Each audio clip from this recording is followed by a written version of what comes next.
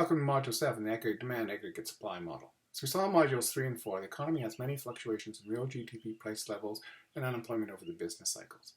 In Modules 5 and 6, we had our first attempt at explaining these fluctuations with the Aggregate Expenditure Model. With this model, we examined the macro economy under the assumptions that the price level was fixed. Under this assumption, we were able to use the Aggregate Expenditure Model to examine the impact of shocks to consumption, investment, government expenditure, exports, imports on aggregate expenditure and production. However, to do that, we needed that extreme assumption of constant prices, and we also implicitly assumed more production of goods and services could be created with no difficulties. This is clearly realistic for only very specific cases and probably in a very short run.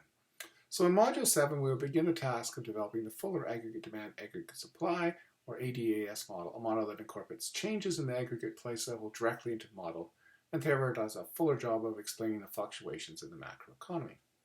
Our job in Module 7 is to develop the model of the details of what underlies aggregate demand and supply so that we can use this model in Module 8 to understand the source of shocks to the aggregate demand and aggregate supply curves, how these shocks work their way through the economy, and what factors and variables affect the crucial macroeconomic variables such as the rate of interest, the exchange rate, the wage rate, etc. Variables that affect our day-to-day life.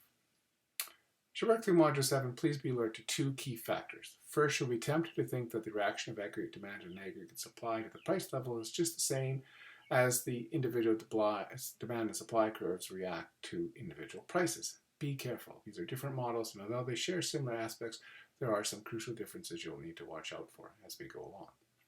Second, there are some differences in terminology between the modules and the textbook. Watch out for these differences so you do not get confused.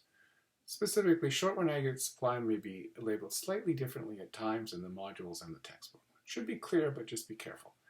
And the textbook uses potential GDP in place of long-run aggregate supply at times.